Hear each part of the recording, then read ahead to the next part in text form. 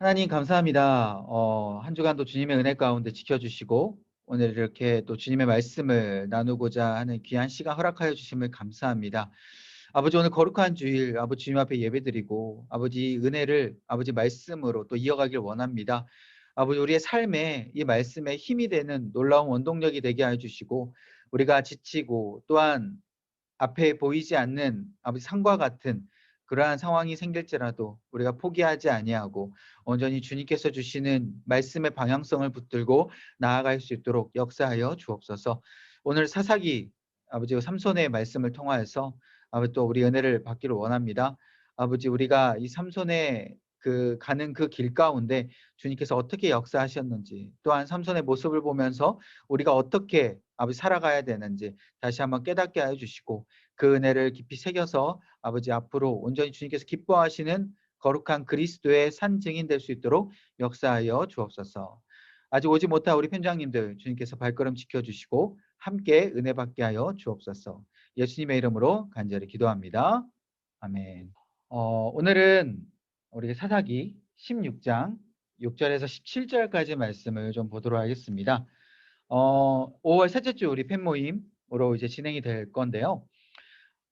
제목은 죄의 무서움과 마지막 남은 은혜. 어, 오늘 이제 삼손이라는 우리가 인물을 우리가 살펴보려고 하는데 우리가 너무나도 잘 알다시피 삼손에 대한 모든 사건들은 여러분들이 너무나도 잘 알죠. 죄를 짓는 그러한 모습들, 어떻게 하나님 앞에 버림당했는지 그런 우리 무서움에 대한 그 모습을 우리가 좀 살펴보고요. 하나님께서 삼손에게 마지막 주신 그 은혜가 있었어요. 그 은혜를 우리가 어떤 것인지 살펴보고 우리가 적용을 해보려고 합니다. 자, 본문 내용의 이해를 한번 보시죠. 자, 삼손은 12대 사사입니다. 마지막 사사는 우리가 저번에 우리가 살펴봤듯이 어떤 사사였죠? 사무엘. 마지막 사무엘 사사 들어가기 전에 이 삼손이 이 영적 암흑 시기에 하나님의 그래도 마지막인 어떤 그 은혜를 끼치고자 하는 그런 사사로 나름 그래도 세움을 받았어요. 왜 그러냐? 이 삼손 사사가 다른 사사와 조금 달랐습니다. 우리 1년 통독 기간반에서는 저희가 했었거든요. 이 사사기를 살펴볼 때에 대사사와 소사사로 나눠져요. 무슨 말이냐? 대사사는 굉장히 뭐 큰 일을 펼친 사람이 뭐 대사사, 뭐 별로 하지 않는 사람이 소사사 이런 게 아니라 대사사는 정치적으로나 군사적으로 영향을 끼쳤던 사람이 바로 대사사고요. 소사사는 정치적으로만 이 영향력을 끼친 사사가 바로 소사사였어요. 그러다 보니까 삼손이라는 사사는요, 대사사라는 축에 속하기보다는 나름 소사사에 속했습니다. 왜 그러냐? 우리가 생각했을 땐 삼손이 굉장히 뛰어난 인물처럼 느껴지고, 물론 뭐 마지막에 뭐 이렇게 버림당하고 죽긴 했지만, 그게 아니라 삼손은요, 가만히 보면 블레셋으로부터 완전히 이스라엘 백성들을 구원을 한 게 아니에요. 그러니까 블레셋의 영향력의 가운데 계속 있으면서 그냥 조금씩 조금씩 나가서 싸움을 펼친 사사지, 이스라엘 백성들이 이 삼손을 통하여서 아, 우리는 완전히 해방됐다라고 느낀 적이 없었다라는 겁니다. 그리고 두 번째는 왜 소사사라고 불리냐? 이 영적 지도자로서요, 인정을 받은 사사도 아니었어요, 사실. 이스라엘 백성들 사이에서 이 삼손이 나름 왕따였습니다. 그러니까 나름 삼손이 자기 혼자 제멋대로 행동한 것들이 굉장히 많았어요. 여러분 말씀을 읽어보면 삼손 때문에 이스라엘 백성들도 피해를 많이 받습니다. 블레셋으로부터. 그렇기 때문에 이스라엘 백성들은 삼손이 아 제발 조금 좀 제대로 했으면 좋겠다라는 생각도 많이 가지고 있었던 사람이고요. 그렇기 때문에 제대로 인정을 받았던 사사는 아니었어요. 그러다 보니까 우리가 삼손을 소사사라고 부르고요. 이 삼손이 그만큼 하나님 앞에 굉장한 큰 기대를 받았던 사사였지만 그거는 조금 이따 살펴보겠지만 삼손은 사람들과 또한 결과적으로 버림을 당한 그러한 사사였다. 라고 여러분들이 생각하시면 되겠습니다. 그러면 삼손이 또 다른 사사와 어떤 차이점이 있냐? 삼손은 태어나기 전부터요. 하나님이 나시린으로부터 택함을 주셨어요. 그러니까 나시린이 됐다라는 것이죠. 여러분 나시린 들어보셨죠? 나시린이 어떤 사람이었습니까? 하나님 앞에 거룩함으로 살아야 되는 사람이었어요. 그래서 하나님은 이 삼손을 왜 나실인으로 택했냐? 그만큼 다른 사사들과는 조금 차별성을 둬서 이 삼손이 영적 이 어두운 시대에 이스라엘 백성들은 너무나도 타락했고 정말 하나님 앞에 거룩성을 지킨 백성들이 한 명도 없었지만 삼손만큼은 내가 사사로 택했기 때문에 이 사사로서 굉장히 거룩성을 지켜서 누구에게 본이 되어라? 바로 이스라엘 백성들 가운데 너가 거룩함의 백성의 모습을 사는 본이 되어서 너가 그렇게 하나님 앞에 능력을 갖춘 그러한 모습을 보여줘야 된다라는 그런 하나님의 거룩한 뜻이 있었다라는 거예요. 그래서 이스라엘 백성들이 삼손의 모습을 보고 아 정말 이 삼손 모습처럼 우리가 거룩하게 살아야 되겠구나 라고 그렇게 알 수 있도록 하나님께서 그렇게 만드시길 원했다라는 것이죠. 그런데 하나님의 바램과는 정반대로 삼손이 행했잖아요. 그래서 결국 삼손은 나실인과는 정반대의 모습으로 살았고 나실인의 삶을 포기했습니다. 그래서 삼손을 통해서요. 우리가 이제 본문 말씀을 우리가 살펴보겠지만 이제 죄에 대해서 어떻게 우리가 경각심을 가져야 되고 그리고 삼손은 그러한 하나님으로부터 어떠한 은혜를 받았냐. 그러니까 죄를 지었지만 그럼에도 불구하고 하나님께서 주신 은혜가 있었어요. 그 어떠한 은혜가 있었는지 우리가 살펴보고 하나님 앞에서 우리가 어떻게 모습을 갖춰야 되냐라는 그 모습을 우리가 살펴보고자 합니다. 자, 그러면 본문 읽기를 보시죠. 우리가 사사기 16장 6절에서 17절까지 말씀 좀 길긴 합니다. 이게 그러니까 어떻게 마지막 삼손이 망하기 직전에 그러한 본문이다라는 것이죠. 우리가 한번 다 같이 저 한 절 읽고 여러분 한 절 읽도록 하겠습니다. 들릴라가 삼손에게 말하되 청하건대 당신의 큰 힘이 무엇으로 말미암아 생기며 어떻게 하면 능히 당신을 결박하여 굴복하게 할 수 있을는지 내게 말하라 하니 삼손이 그에게 이르되 만일 마르지 아니한 새 활줄 일곱으로 나를 결박하면 내가 약해져서 다른 사람과 같으리라.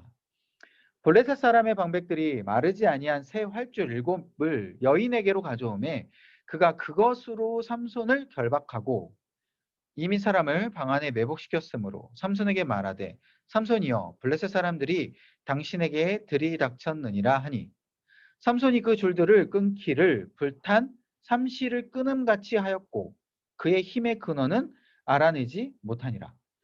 들릴라가 삼손에게 이르되 보라 당신이 나를 희롱하여 내게 거짓말을 하였도다. 청하건대 무엇으로 당신을 결박할 수 있을는지 이제는 내게 말하라 하니 삼손이 그에게 이르되 만일 쓰지 아니한 새 밧줄들로 나를 결박하면 내가 약해져서 다른 사람과 같으리라 하니라.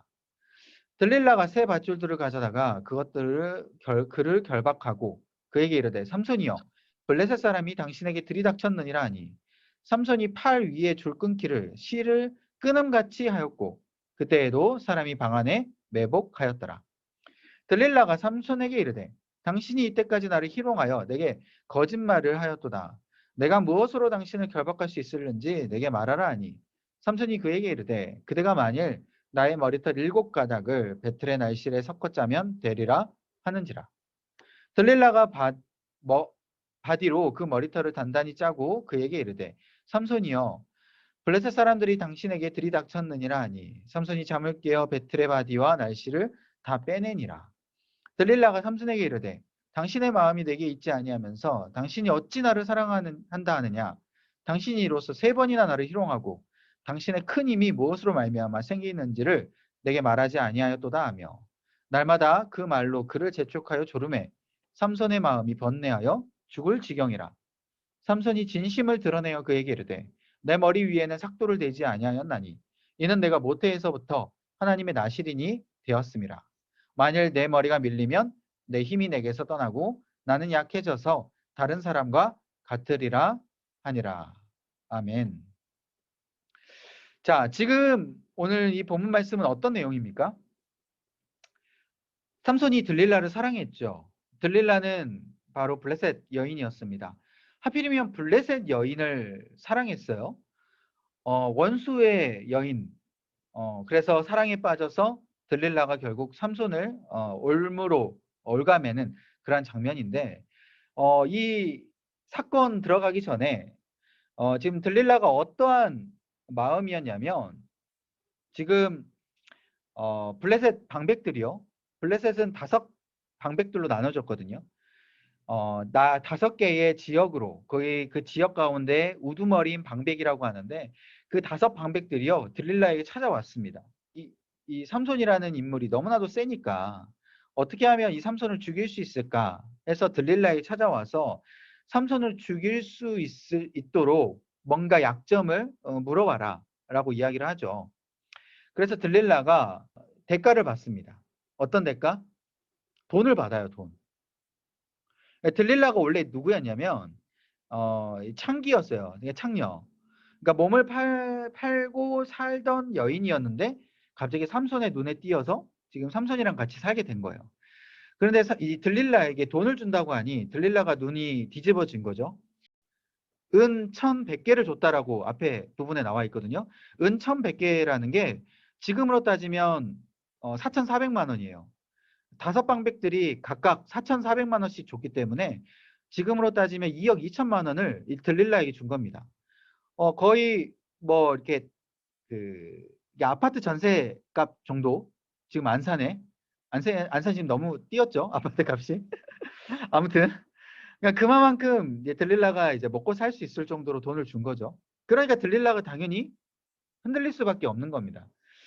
그런 상황에서 들릴라가 삼손에게 이 약점을 물어봤다라는 건 어떤 마음이었까요? 들릴라가 삼손에게 진짜 사랑하는 마음이 있었나? 없었다라는 결론이 사실 나올 수밖에 없어요. 자, 그러면 한번 관찰을 한번 볼게요. 자, 1번. 들릴라가 3번이나 삼손의 힘을 얻기, 원천을 알기 위해서 어떻게 삼손에게 물어보고 행동을 했나? 또한 삼손은 3번 동안 어떻게 들릴라의 물음에 대처했나? 위에 보시면 제가 빨간 글씨로 다 해놨는데 자, 그냥 물어본 게 중요한 게 아니에요. 먼저 6절 말씀 보세요. 빨간 글씨. 어떻게 하면 능히 당신을 결박하여 굴복하게 할 수 있을는지 내게 말하라. 10절도 마찬가지예요. 두 번째 물어볼 때요. 청하건대 무엇으로 당신을 결박할 수 있을는지. 그리고 또 세 번째. 무엇으로 당신을 결박할 수 있을는지 내게 말하라. 여러분 이게 정상적인 연인 관계에 물어보는 대답일까요? 이거는 누가 봐도 삼손을 해치려고 하는 의도가 있을 수밖에 없는 질문입니다. 여러분 지금 우리가 다 부부잖아요. 21교구. 갑자기 어느 날 여러분의 배우자가 여러분 지금 남편과 아내가 여러분께 물어봐요. 여보 당신의 힘의 원천이 어디야? 근데 어떻게 하면 내가 당신을 결박할 수 있지? 하면 끊임없이 집요하게 물어본다고 생각을 해봐요. 여러분 이게 정상적입니까? 이게 진짜 궁금해서 물어본 게 아니라는 거예요. 진짜 당신의 어떤 힘의 원천이 진짜 어디서부터 나왔냐? 그런 궁금증보다는 진짜 내가 당신을 해치려고 약점을 알아야 된다. 누가 봐도 이건 뻔한 의도가 보이는 질문이다라는 것이죠. 그래서 결박할 수 있는 데에 그런 어떤 관심이 있고 이거는 삼손이 들었을 때에 뭐예요? 당연히 관계를 끊어야 되는 그러한 의도된 질문이라는 거예요. 이 질문을 의도를 알고도 들릴라를 계속 곁에 두고 있다라는 건 그 삼손은 정말 답이 없는 정말 어리석은 그런 사람이다라는 것이죠. 또한 이제 삼손이 대답을 했었어요. 보세요. 삼손이 처음부터 이야기를 해줘요. 물론 거짓말이긴 합니다. 보세요. 만일 마르지 아니한 새 활줄 7으로 나를 결박하면 내가 다른 사람과 같아. 그러니까 들릴라가 어떻게 해요? 그대로 새 활줄 7을 들릴라가 그대로 받고요. 그것으로 삼손을 결박을 했어요. 여러분 그럼 삼손이 자기가 말한 그대로 자기가 자기에게 그렇게 결박을 했으면 어때요? 당연히 들릴라가 그렇게 했다라는 것을 알 수밖에 없겠죠. 물론 거짓말이지만 똑같이 새 활줄 7으로 자신을 묶었어요. 그리고 두 번째도 마찬가지예요. 새 밧줄들도 마찬가지고 세 번째도 마찬가지예요. 7가닥을 배틀 난실에 섞어 짜면 된다 하니까 똑같이 들릴라가 그대로 했어요. 그러면 바보가 아닌 이상 지금 나를 해치려고 하는 것 의도 당연히 알 수밖에 없지 않습니까? 그러면 삼손이라면 죽여야 돼요. 당연히. 얘는 당연히 나를 생각하는 사람이 아니라는 거예요. 삼손이 그대로 그냥 따라가게 돼요. 그래서 블레셋이 3번이나 삼손을 노렸다는 거 우리가 보게 되고요. 여러분 삼손이 이 대답을 했던 거 3번 동안 들릴라의 물음에 어떻게 대처했는가 이 대답을 한 걸 보면요. 뭐요? 비밀을 알려주려고 하는 마음이 그대로 있구나라는 것을 알게 됩니다. 왜냐? 자, 처음에 삼손이 뭐라고 대답했냐? 물론 거짓말이긴 해요. 뭐라고 이야기하냐? 마르지 아니한 새 활줄 7을 나를 묶으면 나는 약해진다라고 대답을 했죠. 이 마르지 아니한 새 활줄은요. 당시에 그 칡넝쿨이에요. 습기가 있는 칡넝쿨은 굉장히 단단합니다. 그래서 그거를 우리 일반 사람들에게 이게 묶으면요. 어떻게 될까요? 웬만해서는 끊지 못해요. 뭐 김종국을 묶어도요. 끊지 못할 거예요, 아마. 그만큼 굉장히 단단하죠. 그러니까 처음에는 그냥 일반 줄보다 단단한 줄로 묶으면 나는 약해진다라고 거짓말을 했어요. 근데 두 번째 대답을 한번 보세요. 물론 거짓말이긴 한데 조금 더 달라집니다. 이번에는 쓰지 아니한 새 밧줄이거든요. 이 쓰지 아니한 새 밧줄은 여러분들 혹시 그 줄달리기 해보셨죠? 우리 초등학교 때나 이렇게 줄달리기 하잖아요. 줄달리기 할 때 그 밧줄 아시죠? 막 이렇게 막 두꺼운 거. 그 정도의 두꺼운 그 새 밧줄. 그걸로 여러분도 우리 몸을 묶는다고 한번 생각을 해보세요. 이거 도저히 막 끊을 수 없겠죠. 그만큼 칡농꿀보다 훨씬 단단한 줄이다라는 거예요. 그러니까 첫 번째는 그냥 단단하고요. 두 번째는 도저히 끊을 수 없는 더 단단한 줄. 자, 그런데 이까지도 그냥 넘어갈 수는 있어요. 뭐 이게 그래 이게 점점 어렵게 하면 되니까. 근데 세 번째를 한번 보세요. 머리털 7가닥을 배틀 날실에 섞어 짜면은 내가 약해진다. 라고 대답을 하죠. 여러분, 이 머리털이라는 게 나시린의 비밀입니다. 여러분, 삼손의 비밀이 뭐였어요? 머리에 삭도를 대면 어때요? 안 된다라는 것이죠. 거기에 힘의 원천이 있다라고 지금 다들 생각하고 있어요. 그래서 머리털을 자르면 안 되는데 점점 머리털이라는 정답에 근접해서 거짓말을 지금 이야기를 하고 있어요. 거짓말? 거짓말. 아무튼 그래서 맞아. 아무튼 이 머리털이라는 게 어때요? 7가닥. 그러니까 머리털을 다 자르는 게 아니라 7가닥만 배틀 날실에 섞어 짜면 자기는 약해진다. 그러니까 이게 점점 세지고 정답에 근접해지고 있다는 걸 우리가 알 수가 있어요.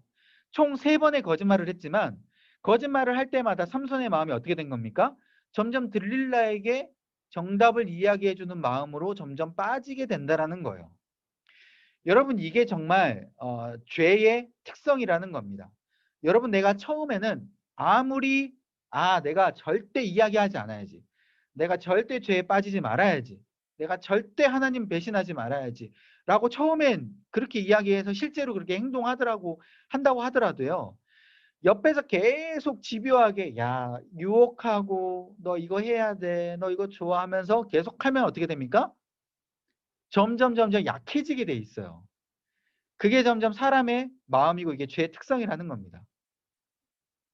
여러분 실질적으로 내 주위에 있는 내가 사랑하는 사람이 여러분 그렇게 해본다고 여러분 생각해 보세요. 물론 뭐 이거는 뭐 이렇게 완벽한 예는 아니지만 그 아이들이 처음에는 내가 정말 약속을 해. 너가 밥을 먹지 않으면 절대 내가 간식과 과자를 주지 않으리라. 라고 내가 부모로서 정말 다짐을 하고 약간 이야기를 했는데 옆에서 계속 징징거리고 막 대성통곡을 하고 엄마는 나를 사랑하지 않는 것 같아. 엄마가 나를 사랑하면 어떻게 나에게 과자를 주지 않을 수 있어. 들릴라처럼 그렇게 달달 볶고 당신은 나의 사랑이 없는 거야 라고 계속 밤에 잠도 안 자고 막 그렇게 한번 생각을 해본다고 하세요. 점점 약해지는 거예요. 아무리 처음부터 마음을 강하게 먹어도. 그러니까 삼손이 그렇게 된 거예요. 점점. 그러니까 삼손이요. 밑에 보시면 들릴라의 질문에 처음부터 그냥 단호하게 노라고 대답해야 하고 바로 그냥 들릴라를 곁을 떠났어야 됐어요. 여러분 요셉도 한번 보시죠. 요셉도 어떻게 했어요? 요셉도 총리가 되기 전에 그죠? 바로의 군대 장관 보디발의 집에서 총리로 그 총무로 일을 했지 않습니까? 거기에 그 보디발의 아내가 요셉을 유혹했을 때 요셉이 나는 절대로 하나님을 배신하지 않아 라고 이야기하면서 끝까지 그 집에서 남아있고 그 요셉의 아내가 계속해서 유혹한다고 생각해 보세요. 요셉도요 무너질 수밖에 없었을 거예요. 그런데 어떻습니까? 요셉은 바로 그 자리를 박차서 도망가잖아요. 그러니까 붙어서 파이팅 하는 게 아니라 싸우는 게 아니라 도망간 거예요.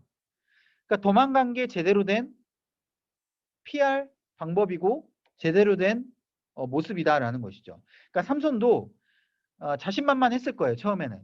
난 나실인이라는 이 비밀을 절대 알려주지 말아야지. 이 머리털 비밀을 나는 무조건 지켜야지. 그러니까 나 들릴라가 나의 비밀을 모르기 때문에 나는 들릴라 곁에 있어도 난 괜찮아. 라고 하면서 안일하게 생각했다라는 것이죠. 그런데 거짓말이지만 계속 정답에 가깝게 뭔가 이 삼손을 이 올가맬 수 있을 정도의 정답을 가깝게 마음을 이렇게 주는 걸 보면 어때요? 그렇게 하면 안 된다라는 것이죠. 심지어 삼손이 그렇게 대답을 하고 나서도 어떻게 해요? 그 장소를 떠났어야 됐어요. 아까 이야기했지만 삼손이 거짓말한 그대로 들릴라가 행했잖아요. 그러면 바보가 아닌 이상 나를 지금 해치려고 하는구나 라고 생각을 했어야지 거기에 대고 지금 나를 시험하려고 하는구나 그냥 괜찮아 라고 안일하게 생각해서 가만히 있다가 삼손은 당하게 된 거죠. 그리고 태연하게 잠까지 잤어요. 여러분 삼손의 모습을 보시면 어때요? 잠을 잤어요. 잠을. 이 바본 거죠. 그죠? 잠을 잤다라는 거예요. 자신의 약점을 알고 있는 사람 옆에서 잠을 잔다라는 건 여러분 그 누구도 믿어서는 안 되죠. 특히 들릴라라면. 이러한 삼손의 모습 가운데 우리가 죄의 유혹과 뭔가 죄의 우리가 공격이 있을 때 어떻게 해요? 그 자리에서 바로 짓지 않을 만한 환경과 짓지 않을 만한 상황으로 빨리 우리가 벗어나야 된다라는 겁니다. 그래서 결국 네 번째 대답 전에 이 삼손이 네 번째 마지막 대답하기 전에 들릴라의 간청에 번뇌하여 죽을 지경이다라는 이제 표현을 해요. 들릴라가 달달 볶으니까. 그럼에도 불구하고 뿌리치고 나왔어야 되는데 결국 뿌리치지 못하고 진실을 이야기를 했죠. 그래서 적용과 묵상. 아까 말씀드렸듯이 우리는 죄의 장소에서 바로 떠나야 된다. 결단해야 된다. 라는 이야기고요. 이 나눔을 한번 보시죠. 우리가 알고 있지만 하나님께서 기뻐하시지 않는 행동, 습관, 마음, 그 죄, 그런 것들을 우리가 끊지 못하고 계속해서 하는 것들이 있다면 우리가 생각해 봤으면 좋겠습니다.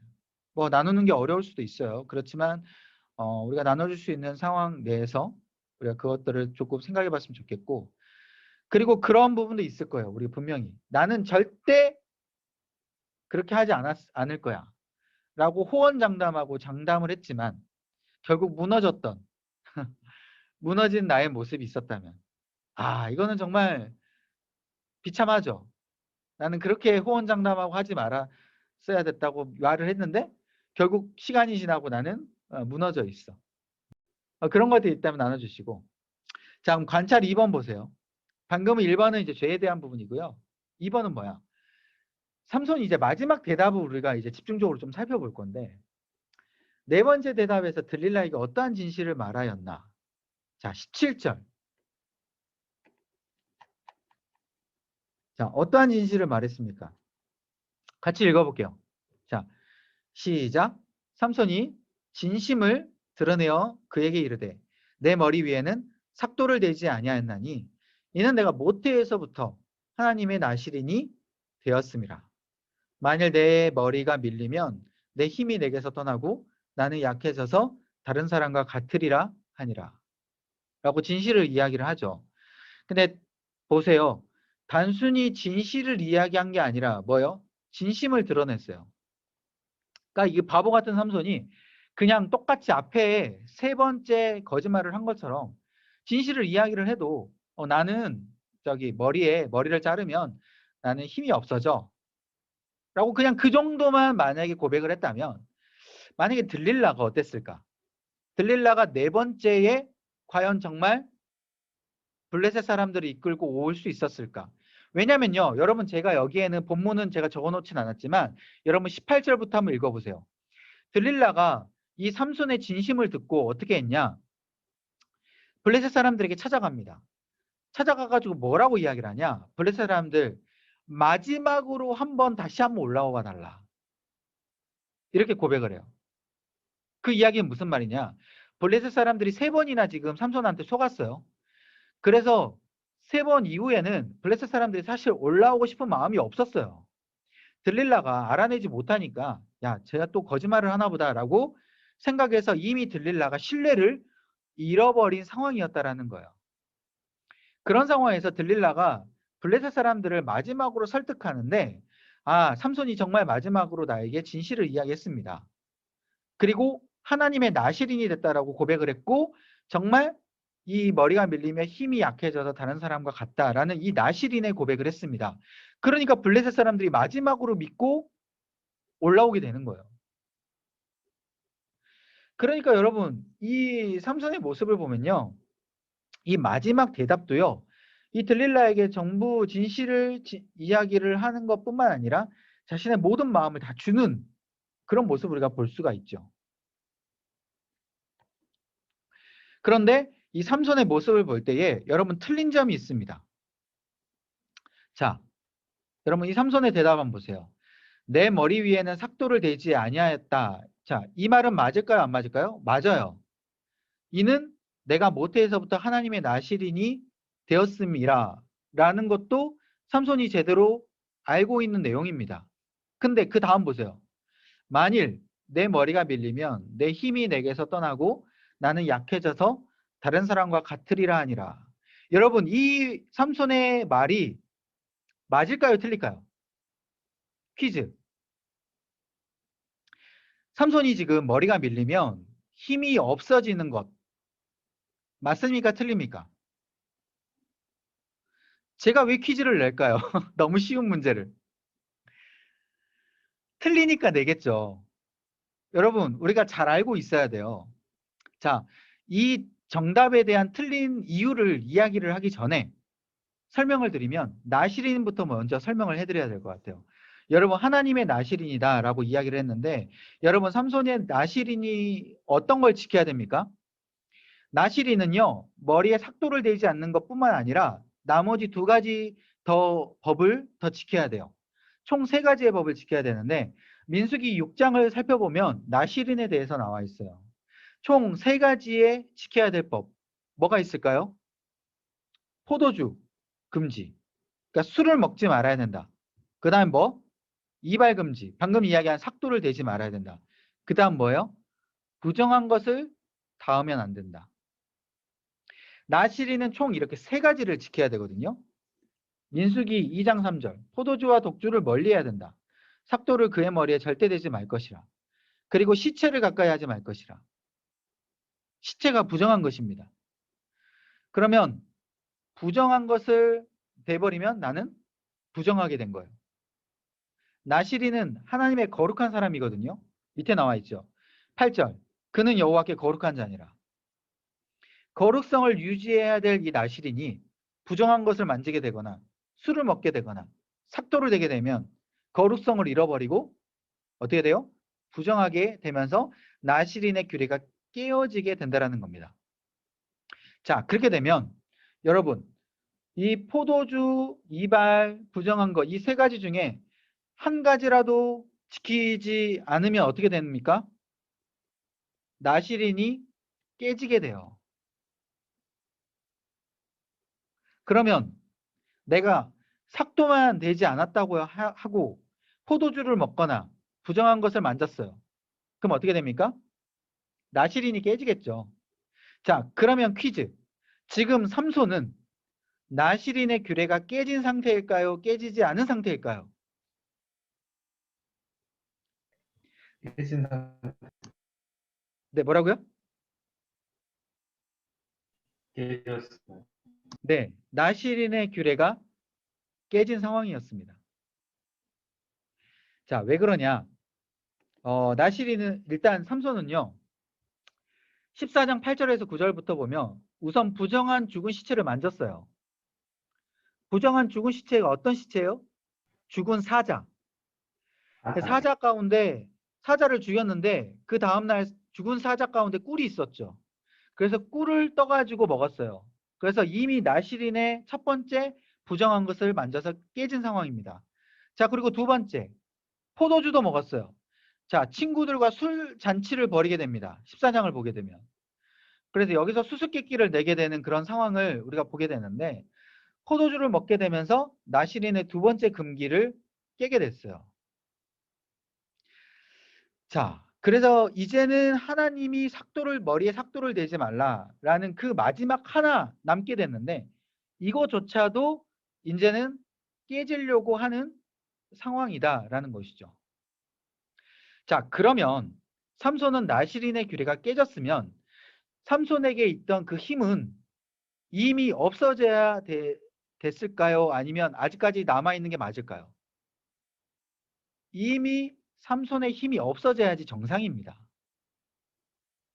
여러분, 하나님은요, 머리에 삭도가 돼서 하나님의 힘을 뺀 게 아니라 삼손, 너 머리를 잘랐으니까 내가 힘 없애야지? 이게 아니라 너가 거룩성을 잃어버렸으니까 내가 힘을 빼겠다라는 거예요. 그런데 어때요? 하나님께서는 그동안 삼손이 포도주도 먹고 부정한 것을 다 어겼어도요. 삼손만큼은 나시린으로서 사사로서의 그 역할을 감당할 수 있도록 능력을 계속 줬다라는 거예요. 능력을 거두지 않고 야 그래 내가 진짜 다시 한 번 더 용서할게.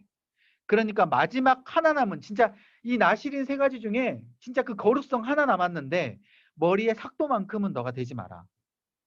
그러면 내가 너 용서하고 너에게 있는 힘 그대로 줄게. 라고 계속해서 삼손을 사용했던 거예요. 그래서 여러분 삼손이 그동안 어떻게 한 거예요? 나귀 턱뼈로 블레셋 1000명을 죽여버리고 혼자서 막 뭐 사자 죽이고 막 난리 부르스를 쳐도 하나님께서 계속해서 은혜를 줬다라는 거예요. 자, 여러분 그럼 반대로 한번 생각해 봅시다. 만약에 삼손이 제일 처음에 들릴라를 만났어요. 그러니까 지금은 삼손의 후반 부분이거든요. 삼손이 처음부터 들릴라를 만나가지고 삼손이 처음에 머리에 삭도를 댔다라고 생각해 봅시다. 그리고 포도주를 아직 안 먹었고요. 그리고 아직 부정한 것을 만지지 않았다라고 생각해 봅시다. 그렇다면 삼손에게 힘이 있었을까요? 없었을까요? 그럼에도 불구하고 삼손은 힘이 있었을 거예요. 왜? 하나님께서는 마지막 남은 그 은혜를 보시고 능력을 주실 분이기 때문에.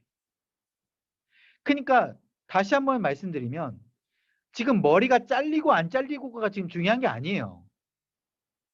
삼손에게 거룩성이 과연 남아있느냐 안 남아있느냐가 지금 중요한 거지 삼손이 지금 머리가 자르느냐 안 자르느냐가 지금 중요한 게 아니라는 겁니다. 여러분. 이해되세요? 그래서 삼손이 말하는 머리에 삭도를 댄 것 때문에 하나님의 능력이 떠난 것이 아니라 하나님의 거룩성이 온전히 남아있지 않았기 때문에 하나님이 더 이상 삼손에게 머물 이유가 없었다라는 거예요. 자, 적용과 묵상을 보시죠. 그래서 하나님은요, 내가 잘한 것 없음에도 불구하고요, 마지막 하나 남은 그분을 향한 마음을 보시고 우리에게 능력 주세요. 우리에게 은혜를 주시는 거예요. 여러분, 우리가 하나님 앞에 죄인이고요. 정말 잘한 것 없어요. 그런데 그 마지막 하나 남은 우리의 마음을 보시고 지금까지 우리에게 은혜를 주시고 인도해 오셨다라는 거예요. 그래서 나의 힘의 원천은요, 하나님을 향한 거룩성이에요. 나의 힘의 원천이 머리가 아니라 하나님을 향한 거룩성이래요. 하나님께서 나에게 주셨던 지켜야 될 그 규례, 그것을 내가 지켜서 내가 이렇게 산 게 아니라 내 마음 가운데 그 거룩성, 하나님을 향한 그 마음 가운데 하나님이 나를 인도해 주셨다라는 겁니다. 자, 그랬다면 삼손의 대답이 뭐예요? 틀린 거예요. 만일 내 머리가 밀리면 내 힘이 내게서 떠나는 게 아니라 만일 내 거룩성이 없어지면 하나님은 나에게 힘을 거두신다. 이렇게 고백을 했어야 된다는 거예요. 삼손이 결정적으로 무너진 이유가 바로 여기에 있는 거예요. 하나님을 제대로 몰랐다는 것이죠. 하나님이 왜 지금까지 나를 인도해 주셨는지, 왜 지금까지 나에게 은혜를 주셨는지 그 힘의 원천을 제대로 알지 못하고 그냥 단순히 머리 하나 믿고 까부니까, 머리 하나 믿고 내가 지금까지 이게 왔으니까 이제는 하나님 앞에 버림당할 수밖에 없다라는 것이죠. 여러분, 우리에게 남은 머리가 하나 있을 거예요. 머리. 그죠? 우리에게 남아있는 그 능력의 머리. 그것을 우리가 믿고 까부면 안 된다는 거예요. 그것은 능력일 뿐이고 하나님께서 나에게 주신 능력일 뿐이고 나는 뭐예요? 하나님 앞에 거룩성을 지켜야 되는 거예요. 그 하나 남은 그 은혜를 우리가 지켜야 된다는 거예요. 물론 어떤 사람은 거룩성이 2개 남아 있을 수도 있어요. 난 아직까지 포도주를 안 먹었어. 나는 아직까지 부정한 거 안 만졌어. 그런데 그것을 믿고 우리가 가는 게 아니라 내가 하나님 앞에 얼마나 그 마음을 드리고 나아가는가. 그게 중요한 거고. 그래서 우리에게 나눔 보시면 하나님을 향한 우리가 마음이 얼마나 남아있는지 그게 중요하다라는 겁니다. 내가 하나님께 지키고 있는 그 마지막 남은 그 거룩함. 내가 하나님한테는 정말 내가 이걸 지키고 싶습니다. 내 이 마음을 드리고 싶습니다. 내 끝까지 이 마음을 내가 붙들고 싶습니다. 이게 과연 있냐라는 거예요. 여러분 이거는 행위와는 다릅니다. 그러니까 머리를 자르고 안 자르고 그 행위와는 다르다라는 거예요. 내 마음 가운데 정말 하나님을 끝까지 사랑하는 그 마음을 내가 붙들고 싶냐. 이거는 뭐 추상적이어도 좋아요. 어떤 구체적인 행위는 다릅니다.